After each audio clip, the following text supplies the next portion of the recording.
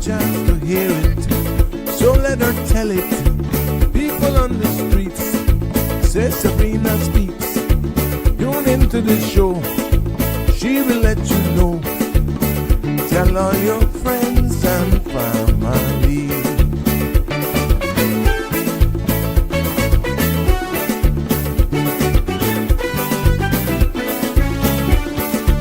Real talk is no joke. You get the news straight up from grassroots and concerns. You can hear some people gone. So tell all your friends to tune in to the Good evening, show. Cayman. I'm Sabrina Turner, and welcome to Sabrina Speaks, your daily dose of clarity, truth, and community insights. Every weekday from 5 to 6:30 p.m., we're tackling the issues that affect you, from national headlines to grassroots concerns. Whether you're in traffic or winding down your day, this is your chance to hear it straight and speak your truth. So buckle up, Cayman. We're not holding back. This is the show. We gotta let you know. Now we got to go.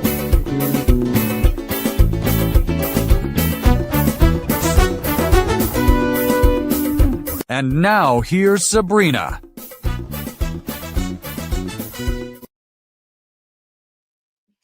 Well, good afternoon, Cayman Islands, and good morning to our global family. It is time for another episode of Sabrina Speaks. Yes, voices of the islands, conversations for the world, and the podcast where voices rise, stories unfold, and inspiration takes center stage. I'm your host, Sabrina, and it's good to be back with you on this fabulous Wednesday. Yes, today's episode, the mic belongs to you, Cayman, but the mic belongs to you, all of our persons who are tuning in, because as you can hear it, here and everywhere you go on the island is buzzing in homes, supermarkets, WhatsApp chats, and even around a few domino tables as the debates are actually strong when it comes to this whole immigration reform, Caymanian identity, and growing the growing divide between generational Caymanians and status holders heat up. The tone feels different, I'm telling you, and the emotions are sharper, and the country is pretty much wrestling with questions we're not used to confronting so openly. So this episode is your space to speak your truth. There's no script, there's no filter, no preset agenda. That's why it's open mic. Just us, just you and I, and share what's going on in your minds about who we are, where you think we're heading, and how we hold our community together in a moment of real, where you're feeling the tension, something is not right. But if you're talking, if you've been talking about it all week, bring it to the mic. Let's hear your voices. I'm inviting you to let's hear your voices and shaping this national conversation. But before, again, getting into today's discussion, the content you're about to hear, including any discussions or opinions from myself, guests, and or participants, is intended solely for general informational and entertainment purposes. It's not a substitute for professional legal, medical, or financial advice. I encourage you to consult with a qualified professional for specific concerns. Bridge Media Limited and all its affiliates disclaims all liability for any decisions or actions taken in reliance on the information presented. 345-936-8255 is the number to call and be a part of the discussion. You're always welcome. Now, Cayman, the countdown is on. Yes, just what? 8 days? Yeah. Again, I hope your lights are up and you're winding down on your Christmas shopping. I like to count it down myself. But International Lighting, again, got to remind you to check International Lighting, Ed's Plaza on North Sound Road, and also in their Boddentown store. They're having their big sale of 2025. It's the last big sale for 2025. So don't miss out on those huge savings. Again, he has huge savings on all accessories. That includes kitchen rugs, curtains, and he also has those 24 and 32 piece bedspread sets. They come with bathroom mats, curtains, and a lot more accessories as well to match along with your Christmas decor. We Caribbean people, we like to get at least a new bedspread every Christmas. If it's one time of the year, it's Christmas, we really, really go all out, and international lighting can take care of you. And guess what? There's a bonus, because for every $50 you spend, you'll be entered into winning a draw for a round trip ticket to any Cayman Airways destination. So shop today, save big, and fly tomorrow. For more information, you want to call him if you need more to find out how much of those colors or how much of those pieces he has left of those comforter sets. Give them a call, 345-949-5141. They're open from 9 a.m. daily until 6. And of course, the holidays are coming every now and again. Once the demand is there, Edward will be there. But give them a call just in case you're stuck in traffic. 345-949-5141 for more information. Yes, we're doing it here. It's open mic. 936-8255 is the number to call to join in the conversation. But, you know, we got to do this. Here's the weather. Compliments of the Cayman Islands National Weather Service.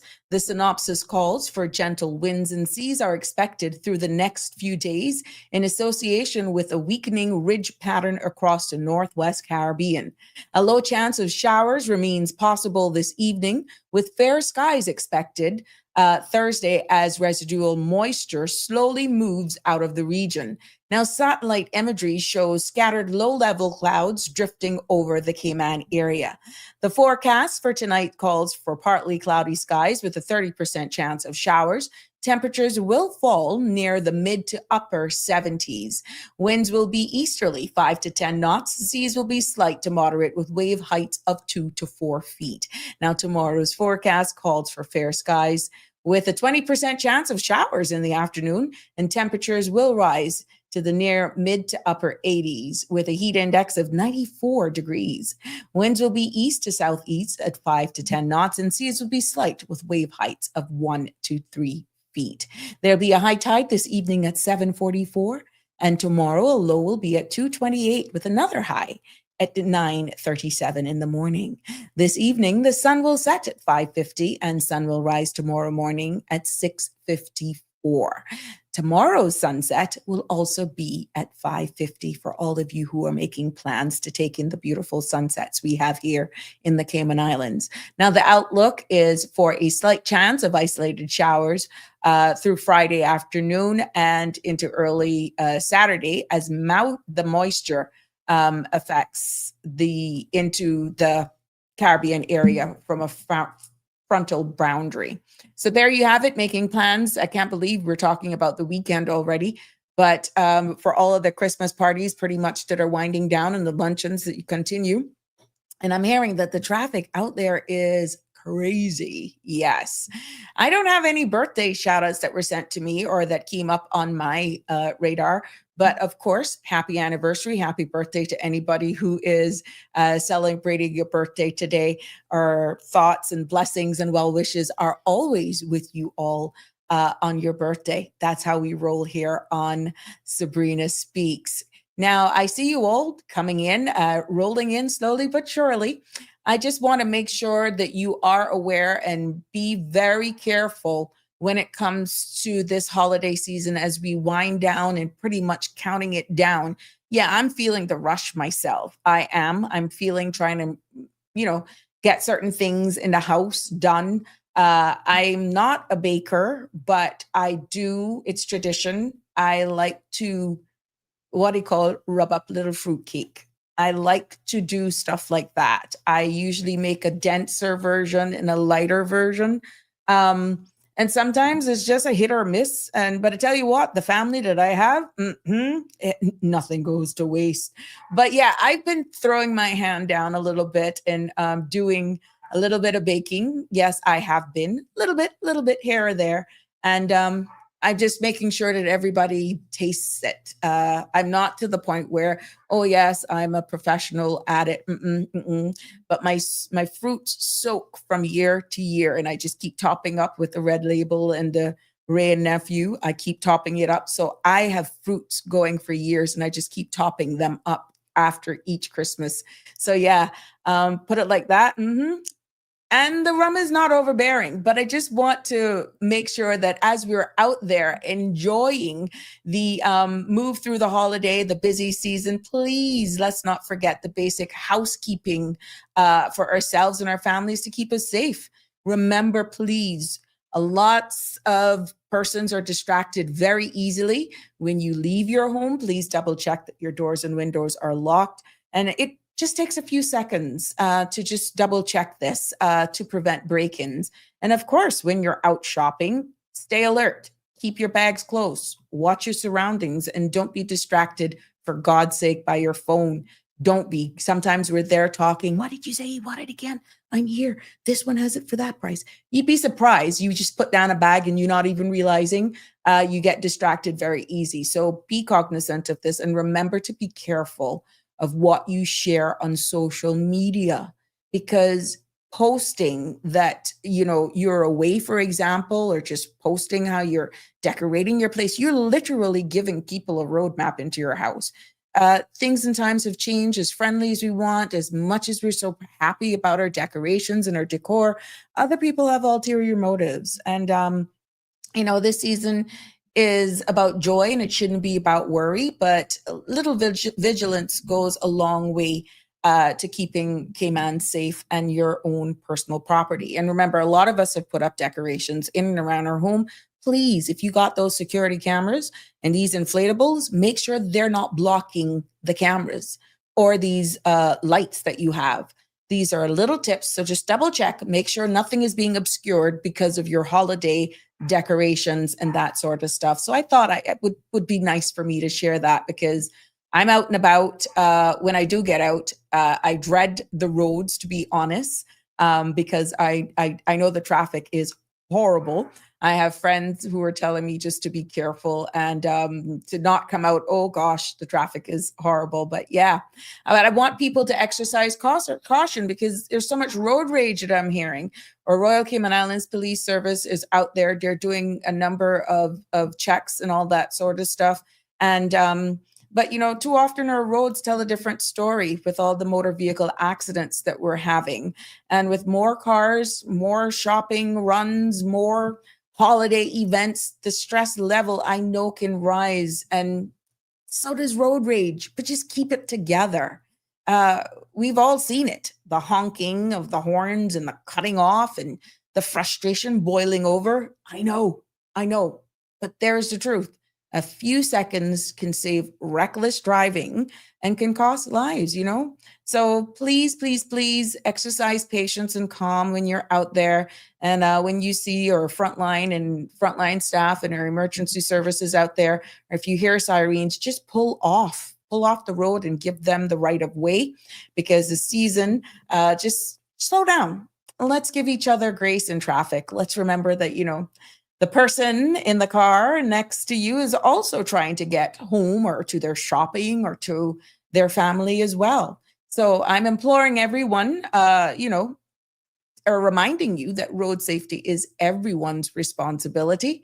And in the spirit of Christmas, choose kindness behind the wheel. Yes, please, please, please, please, please.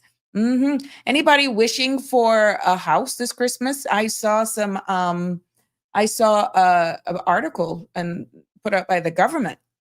Yeah, I saw something put up by the government where it was talking about private-public partnership. Yeah, so if you're wishing for a house in 2026, look here. That might have gotten closer. I got an image that I captured here. I stole this from their page. There we go. Look at that. Yeah, affordable housing has come a long way, challenging, for the Cayman Islands. But look, the premier was meeting with people in the industry, the real estate industry, and these partnerships now signals a fresh momentum. And I'm quite sure for all of our first-time home owners or those who are aspiring to own their homes, if you didn't hear it, yes, government and private sectors are leaning in together to support Caymanians on their journey to home ownership. You're seeing here where the Premier Andre Ebanks recently called on business leaders to pretty much lean in with government, and I quote unquote, to tackle the pressing national issues here. And of course, the Cayman Islands Real Estate Brokers Association, CERIBA, has announced the initiative that starting February of 2026, grants of up to $5,000 CI dollars will be available to first-time Caymanian home buyers. Now, what this means is that this effort aligns with exactly what was one of the strategic broad outcomes in what the government tabled on the floor of Parliament on housing, infrastructure, and environment, which says that they were going to prioritize affordable housing and sustainable development. So, yeah, this is a step in the right direction. It is showing where business owners are actually working hand in hand and trying to do their part with the government and then making it more accessible for you, or seeing it possibly closer, one step closer, of all of those who aspire to be their own homeowners. So what this means for Caymanians is, if you're planning, if you're dreaming for owning your first time home, the new support is on the horizon right here come February 2026. And it also shows that when the government and the business collaborate, guess what? Citizens stand to gain tangible ways. So kudos to them. Thank you for the CERIBA stepping up to the plate. And, by combining this public policy direction with private sector resources, we here in the Cayman Islands will be seeing a model where the government sets the vision. Guess what? The business provides the support. And who benefits directly? The citizens. Ladies and gentlemen, this is great news. We're hoping more industries step up to this plate, because this is definitely signaling a shift towards shared responsibility. Yeah, that's exactly what it's signaling. And housing affordability is no longer just a government issue, but it's a collective effort by everyone. So there we go. Congratulations to all of them. And that is one of the New Year's resolutions I'm quite sure that many of us will actually be looking forward to. Yeah. So there you have it. Cayman, the mic is open, 345-936-8255. It's open mic on Sabrina Speaks this evening. So if the topic that's on your mind is, let's say, the referendum, the immigration reform, Caymanian identity, the whole island is talking about it, as I said, upon entry. And we just want to talk about it here. We're going to entertain you today. Let's see who is here with us. Good afternoon to you. Hi, Jimbo. How are you? Hello, hello, hello. Damian Henry. Oh, yeah, boy. Regulars are to class. Connie Bonnie, how are you? Hey, Robert. Marshall. It's good to have you here. Good evening, caller. Welcome to Sabrina Speaks. It's open mic here this evening. What's on your mind? Good evening, Sabrina. How are you? Hi, Alfred. I'm fine. I sent you a link because I wanted you to, not trying to beat a dead horse or anything, but I was thinking more about this petition that we talked about last night. And I sent you a website because I wanted you to look at it with me. Because I was reading more of it, I was looking more at it, and the more and more I read, the more and more I don't like it. Oh boy. Well, I hope I'm technically savvy enough to do all of this sharing of screen and don't boot myself out. You know me. But go ahead. Well, yeah. So, because I'll admit to not having read it before. I heard about it circulating, but I haven't really read it, and I don't know that.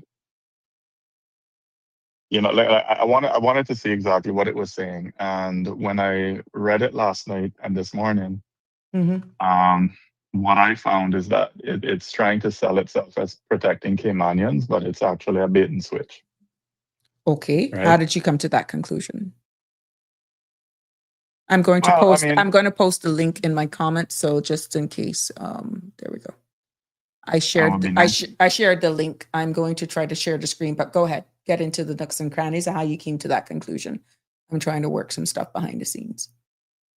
For one, it opens with identity and fairness language. So it uses words like native, indigenous, generational rights. Mm-hmm.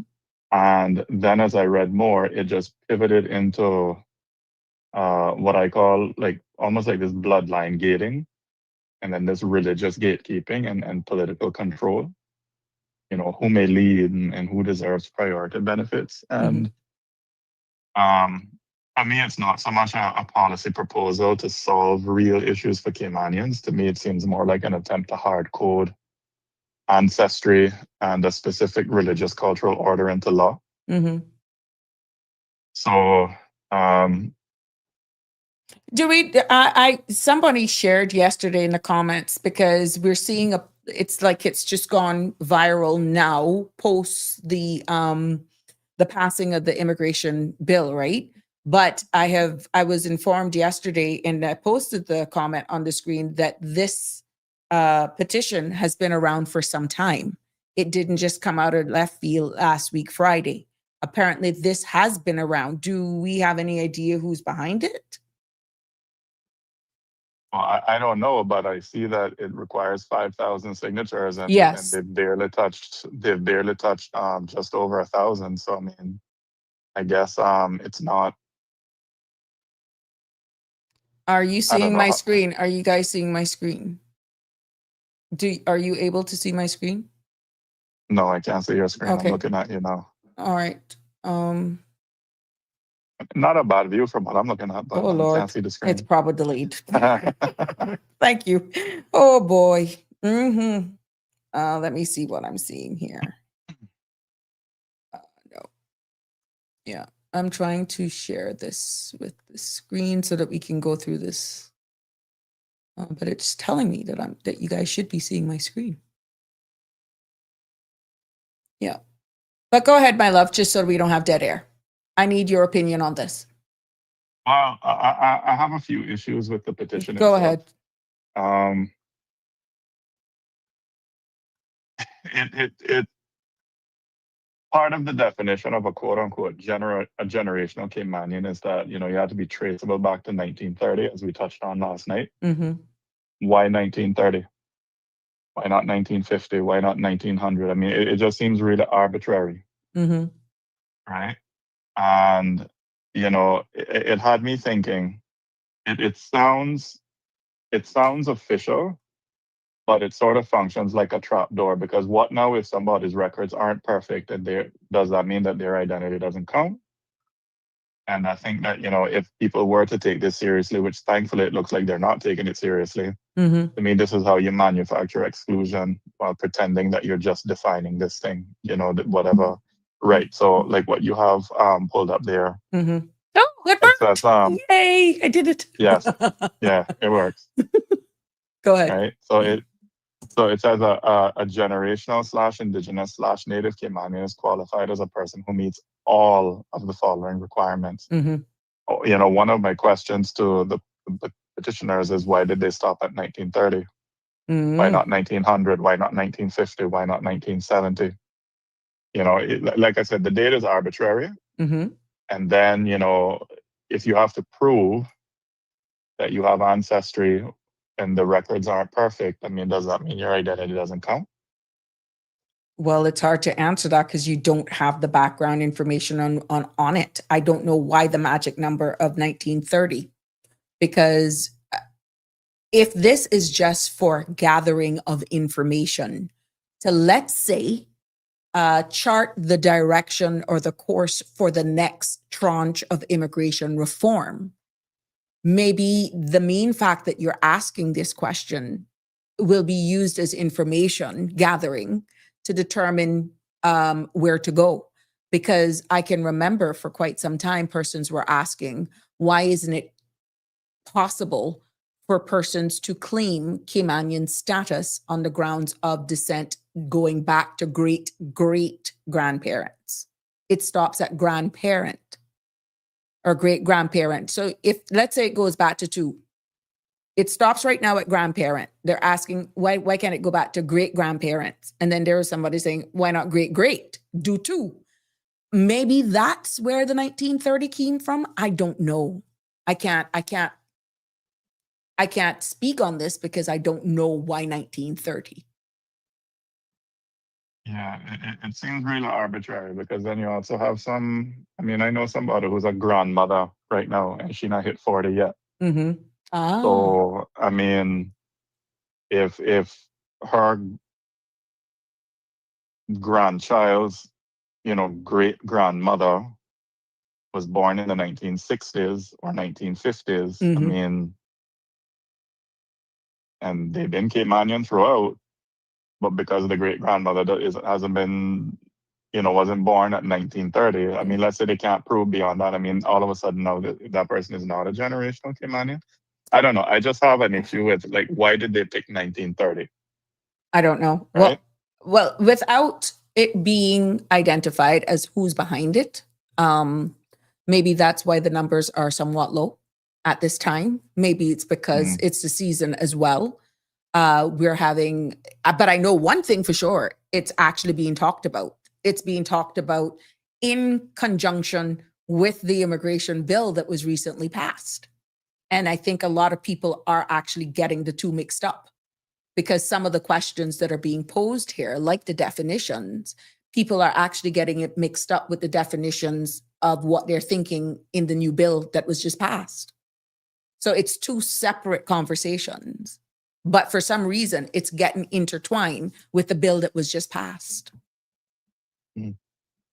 Well, another issue I have with the petition, I mean, just taking that at face value, is the petition seems to frame, actually no, it doesn't seem to frame, it does frame Cayman as having a quote unquote Christian foundation, and then warns that otherwise someone of another religion, and it explicitly calls out Muslims, right? Could be making laws. So if you, so I'm If I looking at click the on screen. this, if I click on that, the Christian Foundation. Right. No, scroll down a little more. Religious freedoms. Religious freedom. We must protect our Christian foundation. Without this definition, someone of a different religion, example, Muslim, could be making our laws. Oh, yeah. All right. So, I mean, this is where the petition steps in it really hard, right? Because it isn't arguing competence, policy, or governance, right? It's implying that certain faiths or people of certain faiths are inherently disqualifying. So to me, it reads very much as it turns quote unquote protect Cayman into protect Cayman from those people, whoever those people are. And to me, it comes across as panic written as law. And in my view, it's also strategically self-defeating because even people who love Cayman's Christian culture can see how dangerous it is to tie political legitimacy to religion. Right? Right. Another problem I have with the petition is that it talks about wanting priority access or given priority access to housing, trust, and scholarships for again, these generational Caymanians. But, people are most squeezed by cost of living. The people most squeezed by cost of living are the young Caymanians, the Caymanians without perfect paperwork, because some may be excluded. And then again, you have families with mixed backgrounds. And I kind of feel like that was excluded by design. And if the goal of the petitioner is to ease pressure, I think you need to prioritize need and Caymanian status and not necessarily this bloodline purity. Right. And all this petition is going to do is it's going to guarantee resentment in every direction. And you're feeling that with the somewhat tension and the heat of some sort of divide, there's one thing of defending who we are or preserving our identity. But as what is stated here with the religious freedom part of it, that is that's even more separation. Whether or not you want to like this religious, this grouping, however you want to categorize them, that isn't neutral ground. That is singling out, even though they used it as an example. Correct. So, I mean, after stripping away the fear, right? Because to me, this whole thing just reeks of fear. Mm-hmm. And after you remove, this bloodline test, and you remove the religious warning, and you remove the leadership exclusion, and you removed this sort of unsourced demographic padding, what do you have left? Yeah. Not much. Interesting. Right? You look at the leadership requirements. Members of Parliament, Premier, and Deputy Governor must be generational Caymanians to maintain our cultural and religious foundations. And then when you go down to the religious freedoms, that's where that comes in. So you got to really look at all of them to see how they're tied in. Mm-hmm. And to me, the petition isn't a coherent reform package. Mm-hmm. I mean, it's like a status and identity manifesto, in my view. Mm-hmm. And if the real concern is Caymanian security and identity, Mm-hmm. we don't need that term generational Caymanian as a rights-bearing class, right? What we need are enforceable workplace standards. I believe Siobhan talked about bullying in the workplace. That's also a real thing. Enforceable anti-bullying protections, transparent Caymanian hiring and promotion pipelines, Mm-hmm. housing supply, affordability measures, infrastructure-linked population planning, cultural investment into our language, our dialect, our heritage, into the national curriculum, and clear immigration rules that are predictable and fair. So I don't think any of that requires turning Caymanian into a ranked bloodline. Mm-hmm. So yeah, I mean that's my soapbox for the evening. Oh, no, I thank you for bringing this up, and thank you for pushing me to do this so that we can have it on the screen to see exactly in detail what the petition is saying, because it asks this part about the cultural preservation. We are concerned that our culture, way of life, and Christian values will be lost if determined by non-generational Caymanians. But caller, we have persons, Caymanians, who are right now born into homes of Christian foundation, have found themselves going off for tertiary studies and have changed their Christian beliefs and are now into other groups, such as Muslims. What do we say? That doesn't take away from them being Caymanian, whatever they so choose. So even with this part of leadership requirements, we don't know if members of our parliament or deputy governor or premier, at the end of the day, if their beliefs change and they become one of these other religions that is not what we traditionally raised up being. So what are we saying? Are we saying that is quite interesting. And you don't even have to go that far, Auntie Sabrina, because again, why stop at another religion? Correct. When you look at Christianity itself as it's practiced in Cayman, right? We have the Presbyterian Church, we have the Catholic Church, we have Seventh-day Adventists, we have Church of God, we have a number of different Christian denominations. I mean, are you gonna? Is the next step gonna be all right? Well, you're not enough to be a Christian. You have to have the right version of Christianity. Oh, and by the way, my version is the correct version. All other versions are false. Well, I see the subheadings here, and them justifying exactly what it means to sign this petition. But again, trying to get 5,000 to sign this, then what? What happens next? You got the definition. Why it matters is here, and then you sign. So you got the definition that is clearly outlined here for the generational Caymanian, that you're born here in the islands, and they have the example.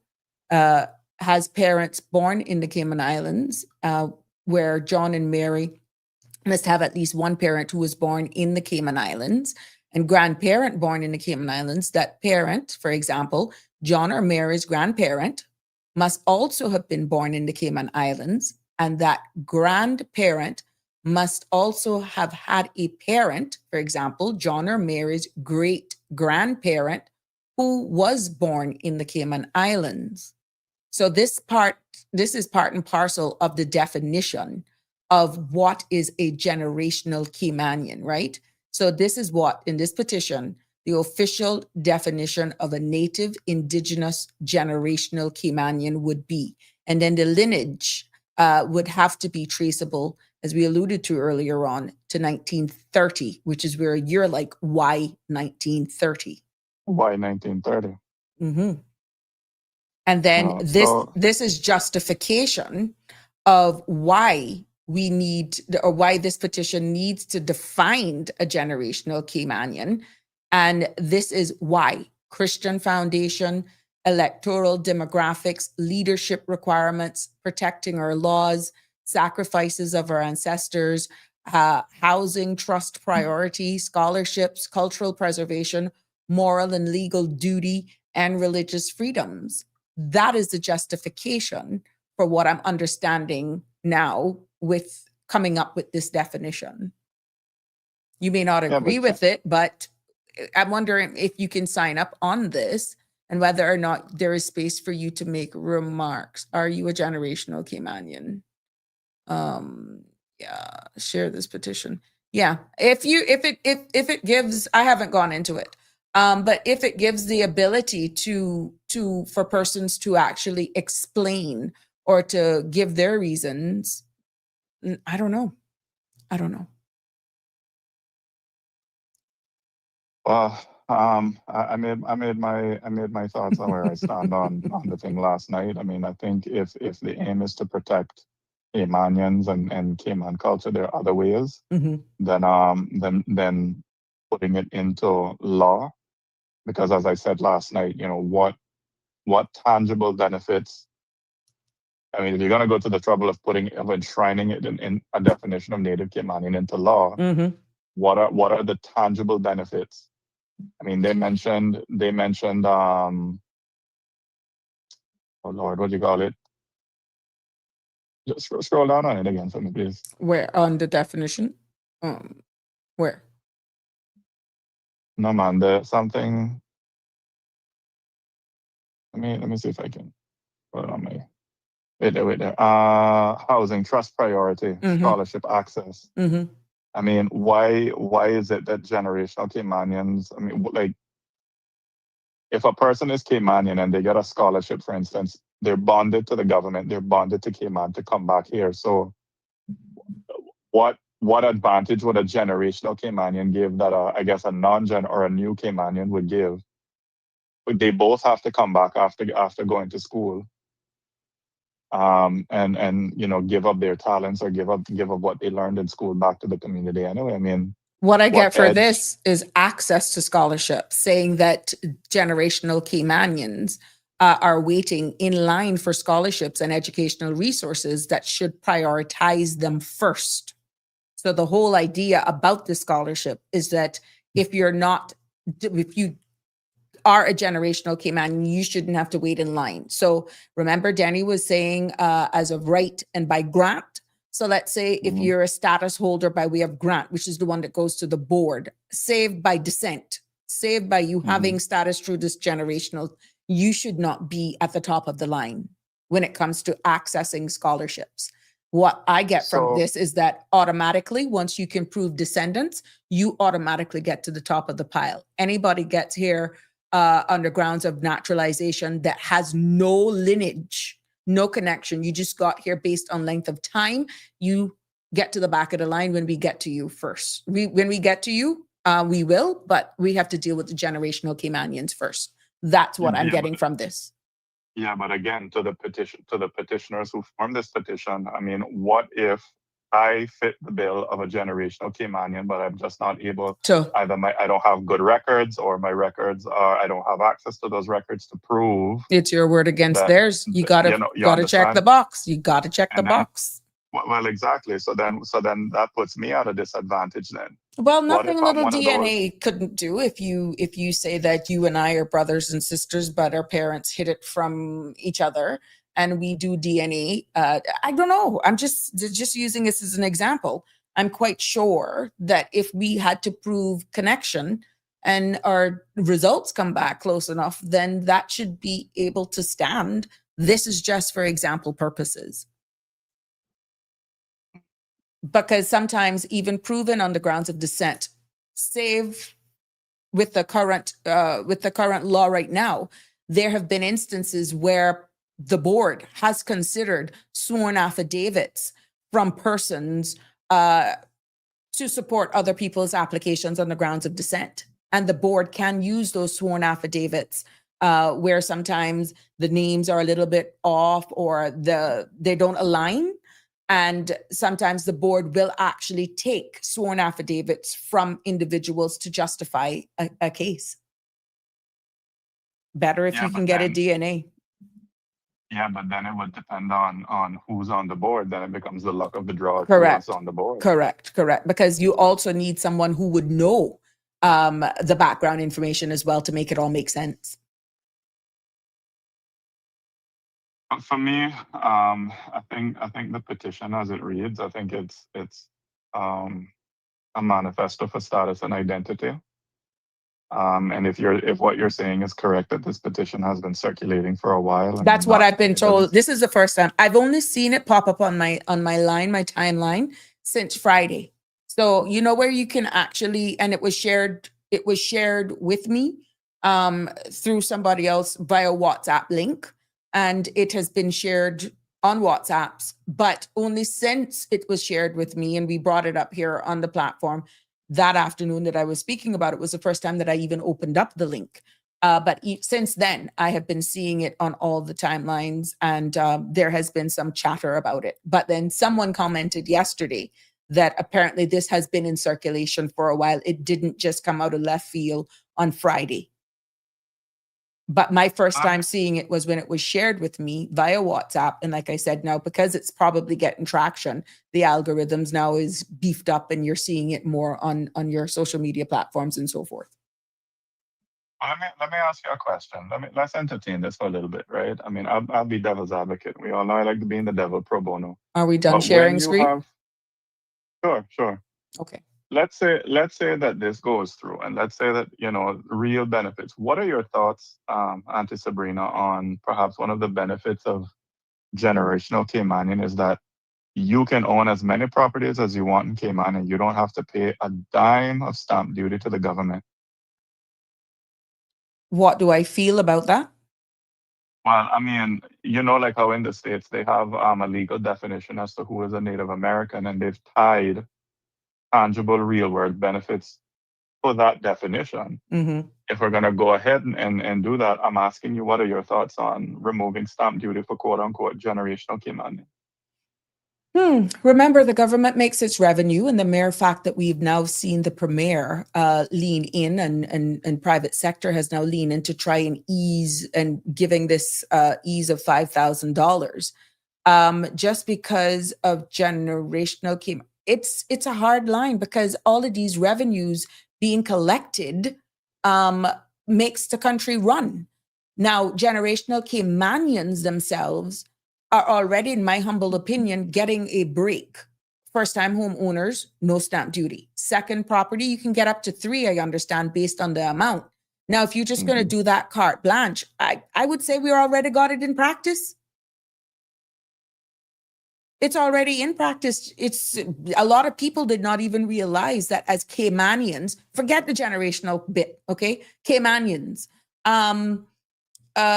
A lot of people didn't even realize that you could have done multiple properties. And once you made the request and it's subject for approval by the minister, and sometimes that has to go to cabinet for support.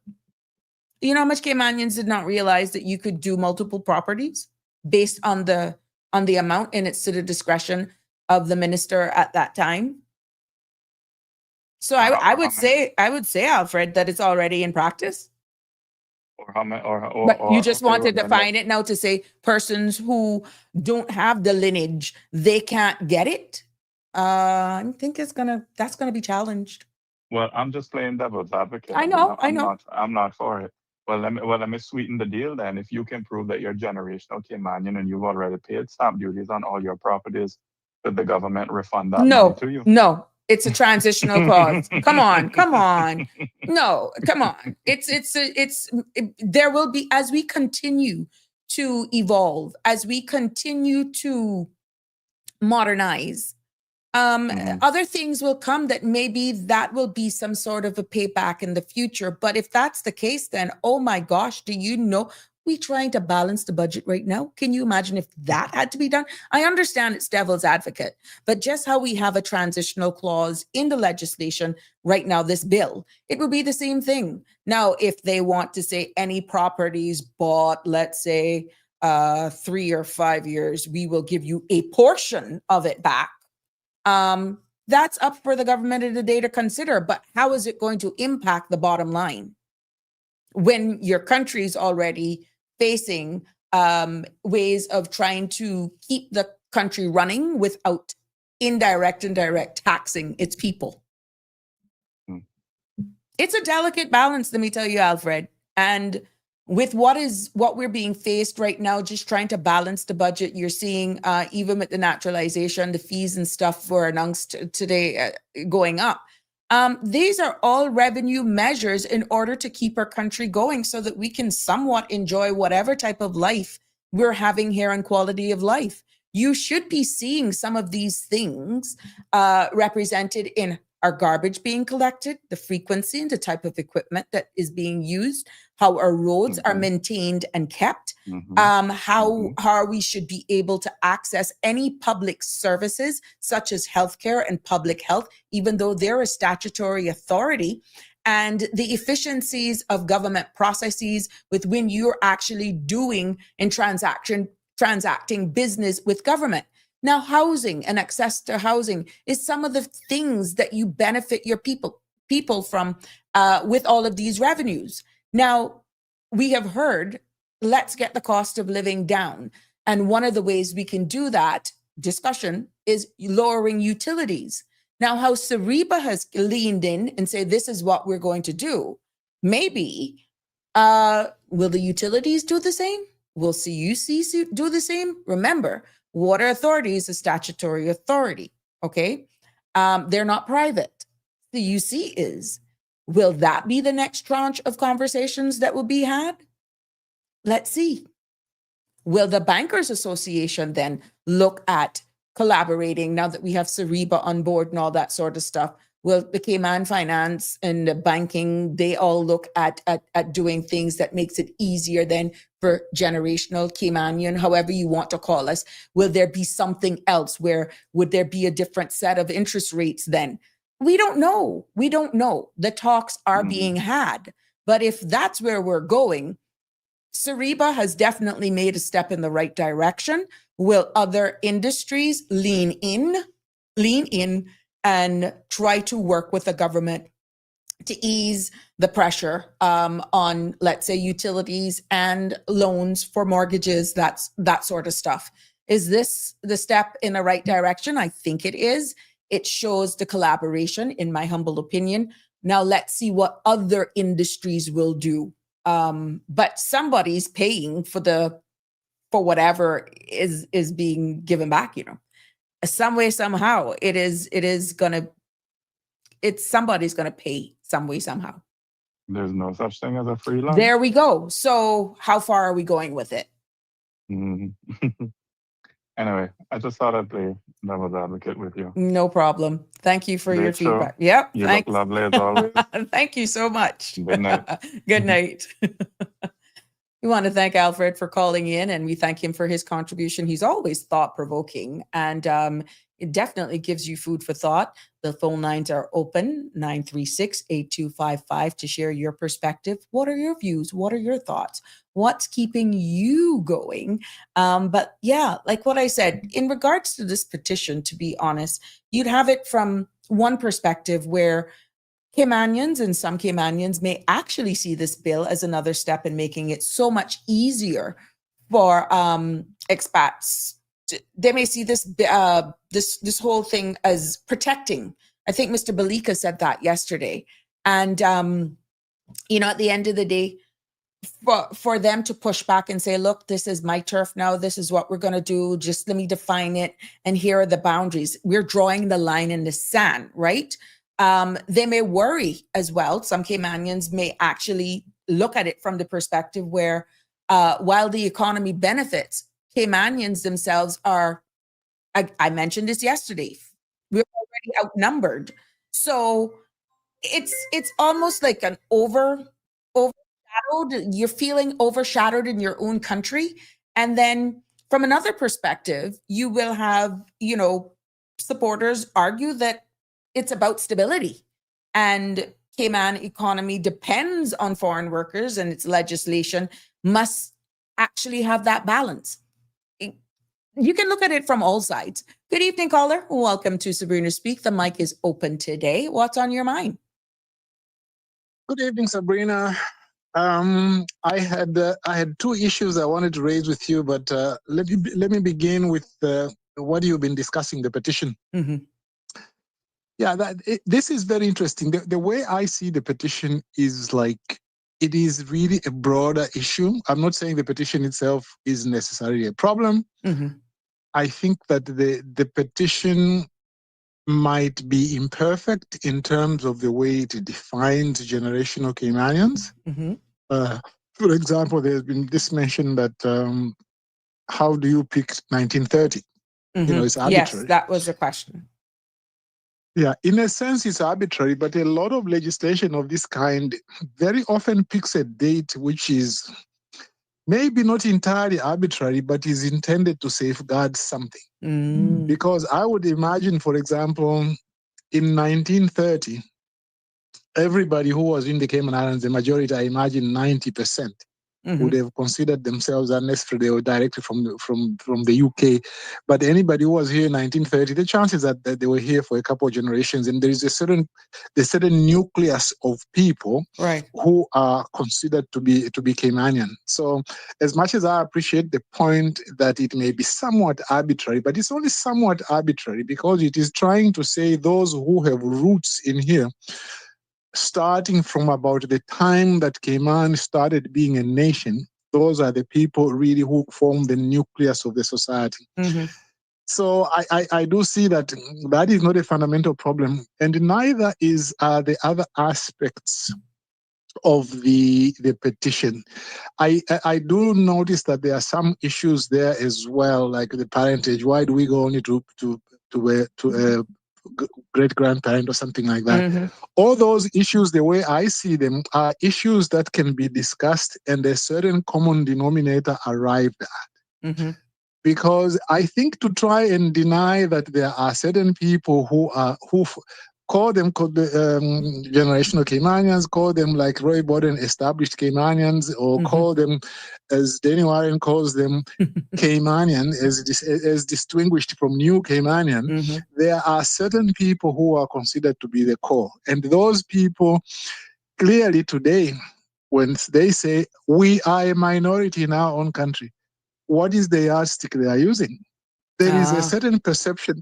There's a certain perception that there are certain people who are considered to be real Caymanians, and that if those become a minority, that is a problem. So you can't deny that there is a certain core group to whom the country originally belonged, and that those people are feeling today that they are being pushed aside. Now, the other thing about that is that this has become really an issue because successive governments have not dealt with the issue of giving Caymanians advantage in the workplace and ensuring that they limit. Exactly, You see, if you go to a big country where, say, 90% of the people are considered to be nationals in a historical sense of that country, and they say 10% of naturalized people, this issue wouldn't arise really, because the people will know that 90% of us are generational in this country.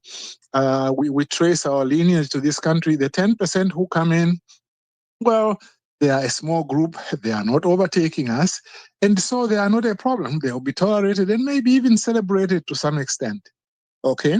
So I really think that the petition, well, first of all, I also doubt that they will reach 5,000, although I don't know, because from my other social media groups, the Cayman social groups, the people are divided about the petition.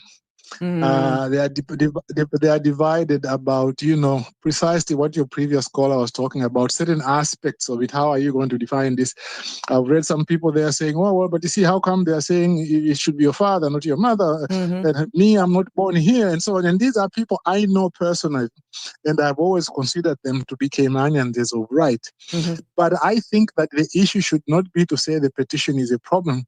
I think the issue should be more to try and tweak the petition so that it can appeal to a larger group of people who've got a historical ties to Cayman. So that's it. Now, we see they now come to the current immigration law, Immigration Amendment Act. I mean, it's really a shame that it was passed in this form. And today I called one talk show host. I won't call his name. And we were talking about this very thing. And we were talking about the transitional provisions. How are they going to apply? And I told him, I said, you know what? Now, I was in a very emphatic mood. I called the people in government traitors, but I won't say that on your show. But that's what I called them on the other show. No, you didn't say it at all. No, I didn't say it at all. I didn't say it.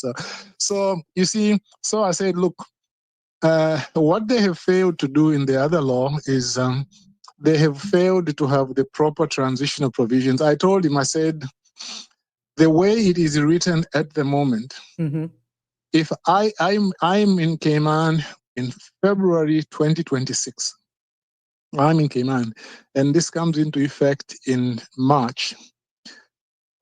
In 9 years' time, what is the period now they are prescribing for PR? Is it 9 or 10? You have to make the application by 9.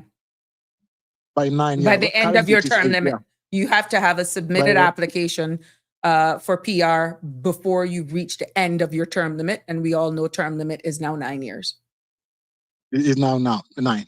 So what it means is that if I come to Cayman in February 2026, my limit is not 8 years, which it is now. My limit will still be under the old law, meaning that in 8 years' time, I can apply for PR under the old law. Okay, and then if you are applying for status, and you came to Cayman in February 2026, now the currently status is 15 years. So if you count 15 years from 2026, it takes you to, I think it's 2041. You can come back in 2041 and apply for status under the current law, not the one they are bringing in force. Okay? And the reason it is like that is because of section, it is, I'm looking at it now, I'm just trying to scroll to the transition. It is the new section. Yes, the transition, which is section 35 of the bill, is clause 35 of the bill, which inserts a new section 83A. Now, if you go to 83A, uppercase A, the number subsection 7, it says, notwithstanding anything under the Immigration Transition Amendment and Validation Act 2025, meaning this very act, the term limit of a person who, A, was a worker under the Principal Act, and let me jump to the end, shall continue to run from the date on which the person became a worker, and the end of that person's term shall be calculated based on the date and time, whatever, in accordance with the Principal Act. So in other words, if you were a worker under this act, your period of time will be considered again under this act, under the current law. Okay, again, so this is the provision which is essentially saying, no. For all of you who are here before this act comes into force, the old law continues to apply to you for the next 9 years, for the next 15 years. Mm-hmm. Now, the reason I bring it up and the reason I mention this person I was speaking to is because the other person said, oh no, the only people who will be grandfathered in will be those who have already applied and those whose cases are going to judicial review. Now, there is a provision specifically talking about those, in the same section. Mm-hmm. But what he didn't seem to know, and this is the knowledgeable person, he didn't seem to know that actually people who are here in Cayman up to now Mm-hmm.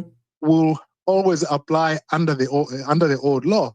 Now, why again am I emphasizing this? It is because the government has Did not explain. really explained. Yeah, because when first they announced it, when I think it was the premier and the deputy governor went on, and this is like what it was the first press conference.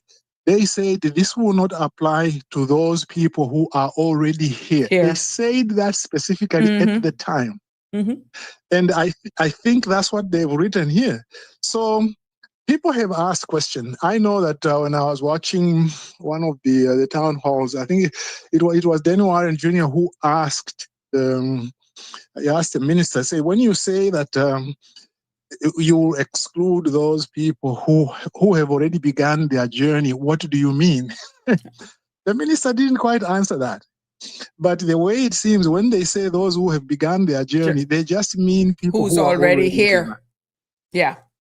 And a lot of people do not understand that. So anyone who is here been, now will always be preserved based on what is explained, will always be preserved under the old law.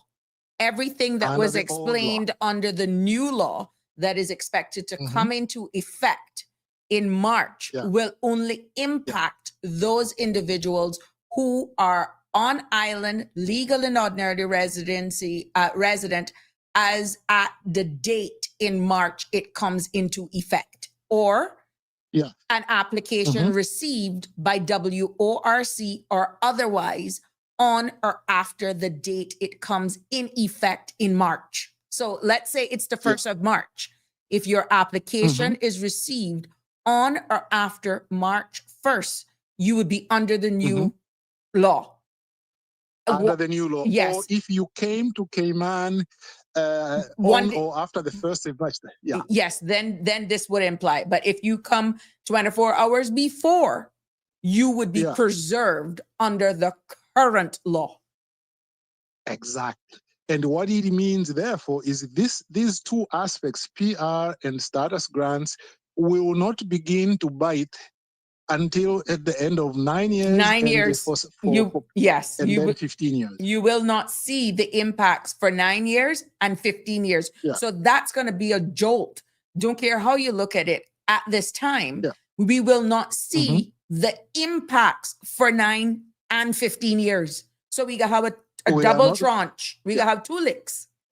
First lick is at year 9 and the second lick is at year 15. Yes. And you see, the problem then is that when you say, what have you done for now? Not very much, to be frank with you, because the principal part of the legislation was to limit status grants and PR grants. And when you say these now are all delayed until the 9th year and the 15th year, you haven't done anything. And then what is the danger? The danger, of course, is that the population in Cayman keeps going up. Yeah, it keeps going up with, and hold on, remember, we still don't know the backlog pretty much of what's still outstanding. I stand to be corrected because the stats that we were granted or stated was those applications that were approved. Do we have stats as to how much are still pending? I stand to be corrected. That's the other thing. Well, yes, we haven't been given those statistics because usually I don't think they would give on the ESO website, they would normally not give those which are pending. However, in the process of discussing the legislation, that is a relevant point. The minister should be able to have gotten those statistics and be able to say, okay, guys, He did give statistics about the last 10 years. Okay, fine. He should have given statistics also for the beginning this year, the first 3 quarters, how many PRs and status grants have been given. And then he would have said, okay, in terms of what's pending as well, these are the figures I have as of this date, so that people know exactly where these figures are going.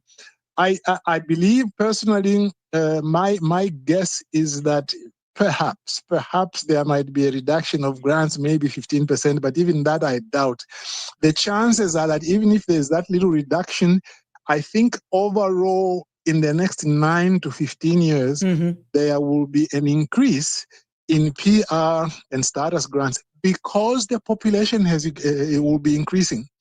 And I do not believe that these measures will have the effect that they are hoping to have. Oh, by the way, remember that in 9 to 15 years, another government may come in and say, well, we disagree with this period, about 20 years is too long. We have received petitions from Caymanian women who say, well, you see, their husband can't get status and so on and so forth. So it could change. Just like they did with TLEPs. Which will be another balloon of applications. Let's say it's reversed for a lesser time or go back to what it is. But, gosh, yeah, that is quite interesting. What we're not looking at, though, Calder, what we're not looking at is the mere fact that every meeting of a board, there are applications right now that have been pending for years in some cases. And these are not included in these stats that we're seeing right here, right now. Yeah, they're not included. And there are some which sometimes they've gone there and then they ask for further information, then they are delayed a little bit, and there are all those. It goes back, Sabrina, to the transparency of this whole matter. But let me touch the second issue I was going to discuss, which is the one about marriage. They are now saying that you can't get status if you by marriage 15. Until I think now they are 15 years. I think currently it's 7. It's 7 years like now, 15 years for what is being proposed. At one point, it was supposed to be 20. I had heard the number was 20 years. Yeah. Yes. See, I kind of gravitate to the view of the Honorable Kenneth Bryan when he said that one might be unreasonable. You know, that to say you can't get status through marriage until 15 years. I get a feeling that was driven more by a feeling that most marriages are sham marriages. Okay, I think they are now punishing genuine the marriages, innocent suffering for the guilty. Yeah, exactly. Because in a modern society and in Cayman in particular, I think the divorce rate, I don't want to be negative, it's kind of high. A lot of good marriages do end after 8, 9, or 10 years. Okay, the ones that last up to 15 years, I think are the exception rather than the rule. So to somehow pass a law which seems to presume that if you get divorced before 15 years, somehow your marriage was a sham. You know, I have a little bit of a problem with that, because you're just going to make a lot of innocent people, Caymanians, who are in genuine marriages, and maybe they run into a problem in the 10th year. By that time, maybe they've got 2 children. And then you say, well, like Kenneth was saying in the house, and then the children will be saying, oh, so you mean daddy doesn't have status here? No, so can he be sent away, you know? I think there's a problem there. Now, is it an issue that needs to be dealt with? Yes. But one way to deal with it is, and they've been doing this, but I just don't know to what extent, is to ensure that the enforcement of these laws relating to sham marriages are better. You might want to give marriage officers a little bit more power to question, and other people who are involved in that. That's one. The other one, which I thought was very reasonable from Kenneth, he said, look, why don't you keep it at 7, but you retain a power to revoke it if the marriage, doesn't subsist? doesn't subsist, In other words, I mean, okay, you give it at 7. But if you want to give a little bit more power to revoke it, like if it turns out that the marriage was a sham or some other factor which comes in, or the man is violent or this and that, like in other words, give yourself a discretion to be able to revoke it. That might work out a little bit. It's a more balanced way of dealing with the issue, rather than just saying, well, all of you now, whether it was a genuine marriage or not, you are going to have to be married for 15 years. I just think that they looking at it from the other side, looking at it from the flip side, immigration board, immigration, as we know it, WORC, or the Caymanian Status and Permanent Residency Board, may not want to find themselves in a mediation or mediator type thing when it comes to immigration, because we have seen that where back in the day you would just constantly threaten, use immigration as a holding stick over your head, and they just write a letter in saying, look, this is what's happening, yada yada yada, please take it away, they mean me no good. But yet they have not made any moves to end the marriage by way of a legal separation or a divorce. And they would use immigration and the boards as this stick to try and normalize their relationship. And I feel that is probably one of the reasons why they don't want to probably go in there, because then it'll be this back and forth of the board trying to make a decision. You kiss your makeup and then, oh, I withdraw it. Do you know what? So it's really hard when it comes to marriages, but getting immigration and the boards and councils, whatever you want to call them, to actually be there as mediators into a personal relationship, there's no place for that in the law. It's either black or it's white. Yeah, and those are aspects of the law which you want to be clear, and you want them to be subject to very little discretion, if at all. Correct. Like, for example, that's the word, discretion. Take away the discretion, which was the birth of the point system for PR.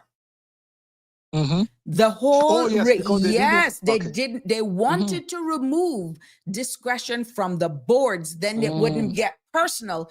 And then that's where the point system, either black or you're white, you either got property or you don't have property, and this is how much the property has. They wanted to remove discretionary measures from a board so that there would be less accusations that you bought out a board or this is your government. So anybody now who's applying for PR, if you're friends with this one, friends with that one, you would get it. So if it was a rigid system, whether or not it worked or not, the point system says, babe, A, B, C, D, E, F, G. You either make the points or you don't. Then you can't really point the fingers and say, well, the board took favor of me, and you understand? So that word discretion, Mr. Balika, is the impetus of why certain things were put in place from back in the day.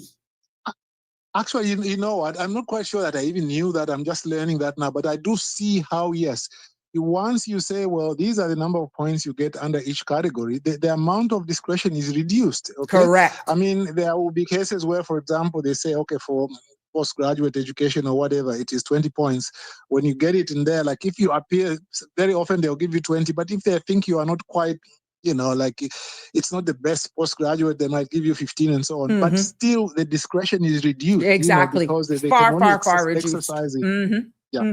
I remember one time speaking to somebody who was on the immigration board, and they were telling me that there were times when they would try to get to their car to get home, and the Caymanian woman comes to them and they say, how come you renew the work permit of that person who is, dating my husband, and it was a very, very difficult time, I understand, because sometimes you will know this better than I do, like some women used to write to the board and make allegations, and then the board would make a decision, but then the person who is being accused does not know that the accusation was made. And they just got a mindful to revoke, mindful, we've just come to our attention. And we're minded to revoke, and you show us cause. But then So I understand that's how that amendment came in, to say that if there is an anonymous or a letter which comes in, or some communication to say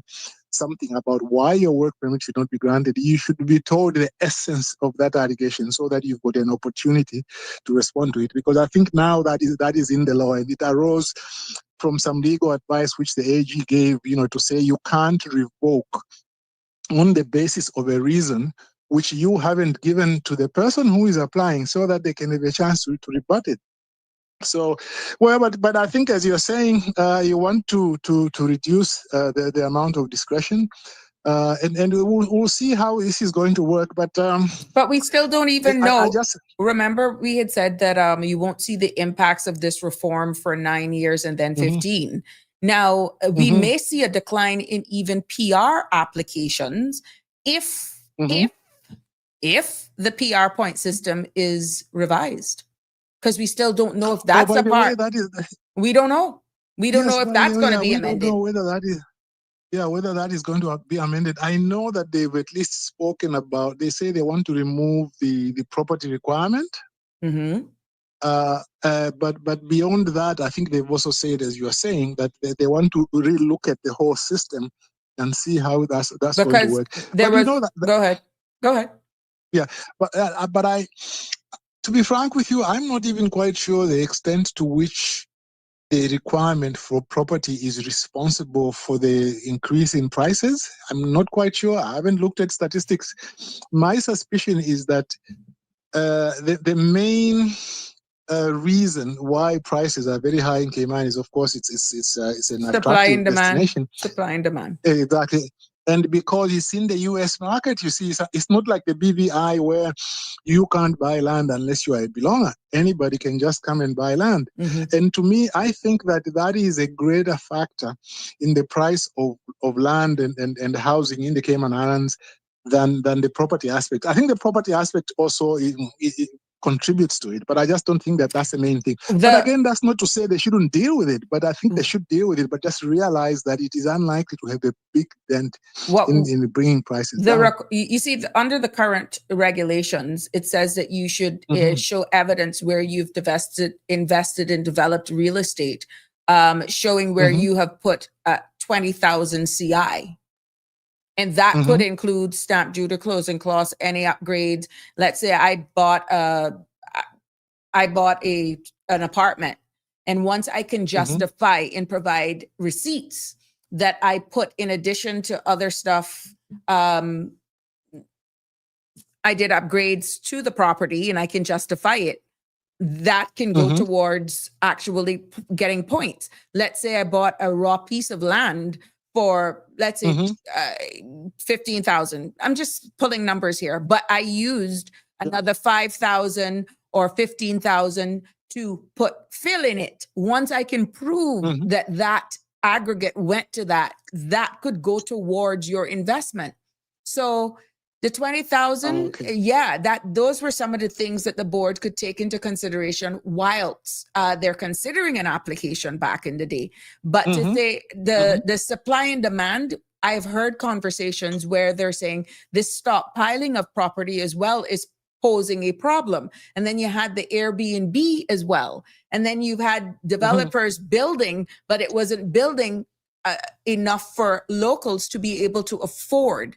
So there's a bigger picture at stake when it comes to accessing of homes. It's not that they're not in the market. It's just that we find that certain income brackets just can't meet the sale price of some of these. And even when you look at land, even when you purchase raw land, the cost of construction, the cost of actually preparing the grounds in order to be able to construct is another thing. And many times people just don't have it. They don't have it. Well, these are some, that's why these issues are really so complex. From what I understand, in Bermuda, they created certain areas where only Bermudans could buy land, because they said, look, the extent to which the U.S. market has now just swallowed up the Bermuda market, the local people wouldn't afford it. So they said, well, in these certain areas, only local people can buy land. But do you know how that would look at here? we Caymanians be saying, once you can afford it, we should be able to buy and live wherever we want. That's putting us like on a plantation. Just spin it based on how our culture is. And yeah, I stand to be corrected, but right now, isn't Bermuda having problems right now, despite all of the things that they did to protect their own? It's not right now. They're feeling the punch of persons wanting to invest. I stand to be corrected. Mm-hmm. Yeah, I don't have any information on that, but I wouldn't be surprised because the last election they had there were some land issues. I know they were discussing. I don't know whether this one was part of that. But you see, I mean, that's why legislation sometimes is so hard to do, and that's why very often what you want to do is have a regulatory impact assessment to say, if we do this, are we going to have what are the chances of us solving the problem? I would have loved to see some kind of study which says, okay, how many people buy land in Cayman who are not local people and later on apply for PR. That would be interesting, because you see, my view also is that a lot of people who come to Cayman, particularly those who are professionals, want to buy land anyway. Okay, want to buy a house anyway, because they don't want to stay for 8 or 9 years and are paying rent. They want to buy a house anyway, and since they put the chance to buy a house without being without having starters, I mean, the most natural thing is, as soon as you come in, you want to buy a piece of land. Now, how many people really buy land purely because they want to apply for starters? I don't know that there are very many. But I mean, that's a legitimate area for government to look at. But I think they just have to realize that it is unlikely to have the big impact on reducing prices that they might be thinking. I think the real impact is coming from the fact that anybody from anywhere can come to Cayman and buy land and buy a house. Well, I'll leave you there, but Sabrina, thanks very much for the time as usual, and always thought-provoking to talk to you. Well, I'm hoping that it's always a pleasure for you to contribute to this space, like it is everybody. And we're hoping that what we've been doing in the past couple of weeks will actually create that opening where persons would feel just as confident as yourself, Denny, Siobhan, and anybody else who wants to actually come on, that we will see an increase in these discussions being had here. But I want to personally thank you, as usual, for weighing in, and we appreciate you. We appreciate your feedback. Well, thanks very much. Thanks very much. By the way, I really liked your discussion yesterday. I know that the three of them were not agreeing. I agreed more with Denny, but the discussion really was very insightful from all angles. I really enjoyed that. And one of the feedback, I get a lot of feedback, but it's not questions, it's more compliments, because they can see it from all three perspectives. And I'm like, well, what's your questions? Do you have concerns? No, they're just like, keep it up. We're liking, we're learning, we're seeing it from three different perspectives. So that's a good takeaway. Well, count me among those people. There we go. Yes, likewise. Okay. All right, again. We'll talk to you soon. Yeah, take care. Yes, there you have it, ladies and gentlemen. 345-936-8255. The phone lines are open. Dean Gillette says, kicking the can down the road. I'm assuming you were talking about we were talking about the status grants at that time. Scott EB says, making the marriage term longer than PR/rollover window is the point. Right now, the marriage of convenience allows them to stay in Cayman. By making it after the PR threshold, it will deter marriage for residency idea. Yes, to a degree, but what happens, Scott, when they have these babies and they can prove that they're actually a part of the children's life? I see the deterrence, don't get me wrong. We see the deterrence, but the big thing now, why penalize those legitimate marriages for persons now who are in it for the right reason? They're feeling as though they are being penalized because of this new legislation and what it will do for spouses of Caymanians. You have some that'll say, look, I didn't marry for status. I married for love. Crap happens and we just got to go our separate way. Then we'll have to go. If it works, it works. If it doesn't, then we'll have to cross that bridge when we get to it. Will we now see the conversation come back up now where there's no fault to the marriage law come in play? Will that be something now that comes on board? That's a total different piece of legislation. That there have been discussions, and I understand that there is a piece of drafted legislation for the implementation of no-fault divorces. Right now, we've spoken on that before here in this show, that it's unreasonable behavior, separation, adultery, and that sort of stuff. But what if two persons realize that they can't make it and there's no fault? We've just decided amicably we're going to do it. That is one of the sections in the law that which persons are actually asking for. And I know persons who are in the legal field are praying that that is one of the pieces of legislation that comes before Parliament and is given the green light to go. Because on one hand, they're saying you're forcing persons to either go to have an adulterous relationship, or you're giving. It's hard to prove unreasonable behavior unless there's something really bad, and they're feeling that no fault could be something that makes the whole transition amicably and persons would go through. So let's see if that's one of the things, Scott, that comes on the table. Denver. It should be that Indigenous Caymanians only can purchase land in many areas of Cayman. Okay, let's see if that is the case. You don't feel, Denver, that people will feel that we're pigeonholing them into certain places if that's where we go? Just asking, devil's advocate here. Once you have the money, you should be able to, but I get what you say, earmarking, Denver, earmarking pieces of land that only Indigenous Caymanians can purchase. Take your comment. Wake up, Cayman. Cayman has no land to buy or very little. It's existing properties we have. Now, I think at the end of the day, you'll probably have to look at developed real estate and undeveloped, because there is a lot of land here, but how much will be bought? How much is owned by government? Or if that is going to be the case, Denver, as you alluded to earlier, would government then have to purchase X amount more land and have that earmarked for just Indigenous Caymanians? Bearing in mind, the Minister J. Ebanks has a number of places where, you have these affordable homes, but breaking it down into Indigenous Caymanians, generational Caymanians, and all that sort of stuff. Once you're Caymanian, you were able to actually get in under the National Housing Development Trust. So again, there's a lot of tweaking that is going to be needed from this, Denver. If they are in a marriage for love and not convenience, it should be no problem. Yeah, that's why I said at the end of the day, if it don't work, it just don't work. Dean, Cayman will forevermore remain a minority from this day going forward. We're already there, Dean, because we're not having children fast enough to really keep up, to be honest. Now, to tell you that isn't a possibility, that one day we will no longer be a minority, we are going to have to possibly be paying persons to have children, incentivize persons. And how are we going to deal with that from a national perspective? That's something maybe the government needs to consider. So yeah, let's see how that's going to go.